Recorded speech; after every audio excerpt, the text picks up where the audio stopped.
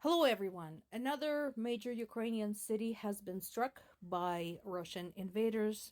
This time it was Dnipropetrovsk, which is to the north of my native city of Zaporizhia. So there were different sources covering it at different times.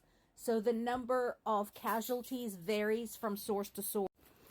What we do know from the photographs and from the preliminary reports is that the strike hit more than a dozen private homes and a five-story residential building.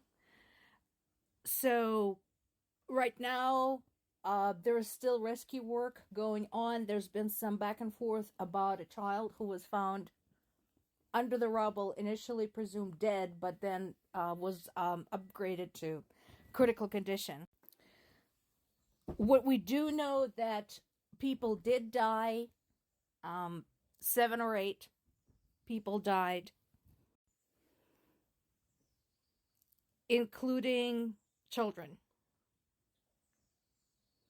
So there was a 14-year-old girl and an 8-year-old boy who were killed. And then, like I said, a 6-year-old boy who was found, initially reported dead, but was taken to the hospital in critical condition. We don't know if he's going to make it. But again, you know, the same people who oppose the aid to Ukraine claim to be pro-life, claim to care about the safety and welfare of children. Here you go. How many Ukrainian children have to die for this to sink in? Just curious. Now, this is interesting. So this is reported by multiple sources. Ukrainian Air Force reported that for the first time through the course of war, Ukraine had shot down a Russian Tu-22M3 strategic bomber. And here's what's interesting about this. First of all, just a short while ago, Russian military posted claims that Ukraine does not possess any means whatsoever, no miracle weapon, as they called it, to shoot down this specific type of bomber. And yet, Ukraine did shoot it down. And then the second interesting thing, of course, remains how the incident is reported. Ukraine reported the incident and posted the videos of the bomber spiraling out of control and crashing. Russia claims that no, they didn't shoot it down, that the bomber was having some technical difficulties, and the heroic pilot was trying to lead it away from the inhabited areas. But again, if you look at the videos, if you look at the satellite imagery, at the photographs, at the witness accounts, no, he wasn't. The airplane was hit. It was hit severely. It spiraled out of control and crashed.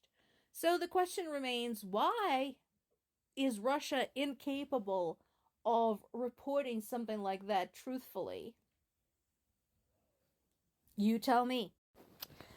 Meanwhile, look who is changing his tune. Oh my God, since when?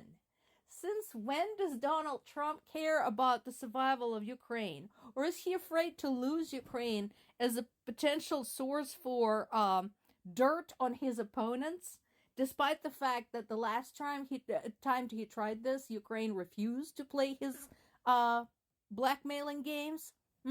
Is that what happened? Or is it that he discovered that a fair share of Americans, including Republicans, actually support Ukraine and support the aid package for Ukraine? Is that what happened? Curious. Don't get me wrong.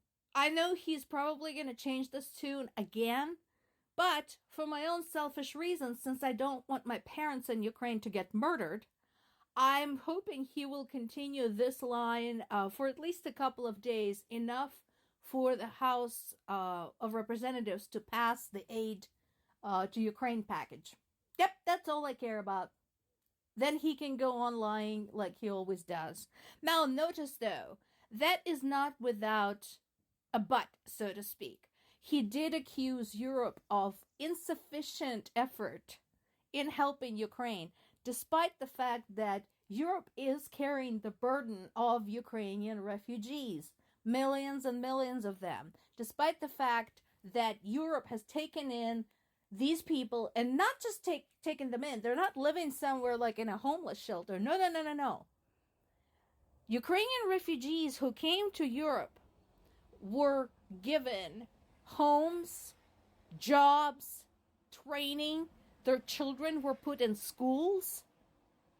They were given the means to survive, the means to feed themselves, the means to support themselves. So that's how you treat refugees, Donald Trump. And as I mentioned before, just on the example of Poland, again, to everybody says, ooh, we're being overrun by immigrants. Shut the fuck up. Because once again, I'd like to remind you that population of Poland, total population of Poland, is 1/10, roughly, that of the United States. Yet Poland took in 8 million Ukrainian refugees. By comparison, that would be as if United States had taken in 80 million immigrants. And not just taken them in, processed them, given them permanent residency permits, green cards, given them jobs, shelter, put their kids in school, fed them, clothed them, had them set up. So until US does something like that, you all can just shut the fuck up. And the last but not the least, while at least there is a conversation about the aid to Ukraine, it hasn't materialized yet. And this is not me. This is not somebody from Ukraine. This is not somebody from Europe. This is your own CIA director telling you this. And again, considering how long Ukraine has been holding out on its own to this point, yes, I think he's right. With sufficient aid, Ukraine can win this war. All they have ever asked was, please, just give us something to fight with. Train us. Help us. They never asked for boots on the ground. Now, would it have been nice to have NATO troops, peacekeeping troops there? Yeah, sure. We have lost in Ukraine 2 generations worth of people in this war, if you just look by age. So yeah, it would have been nice if Ukraine didn't have to carry the bulk of these losses, but Ukraine itself never asked for other countries to send their sons and daughters to the front.